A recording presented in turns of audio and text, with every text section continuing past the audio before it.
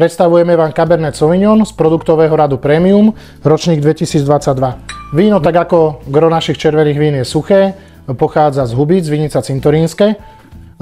Naše Cabernet Sauvignony z tejto vinice využívame na výrobu veľmi kvalitných špičkových rúžových vín, ale dokážeme z nich vyrobiť aj červené vína predikátnych kvalít.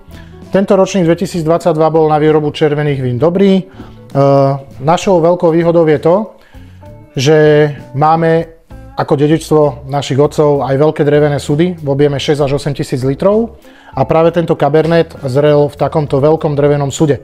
Tieto sudy sú z roku 1970, ale vraví sa, že dobrý drevený sud prežije aj pivničného majstra. My sa o ne staráme naozaj dobre a s láskou a dúfam, že ich ešte veľa rokov budeme môcť používať. Je to víno, ktoré má archivačný potenciál 5 až 8 rokov.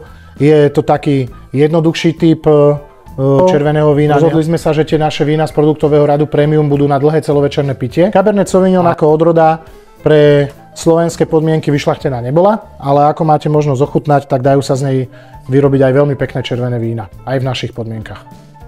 Aromatický profil.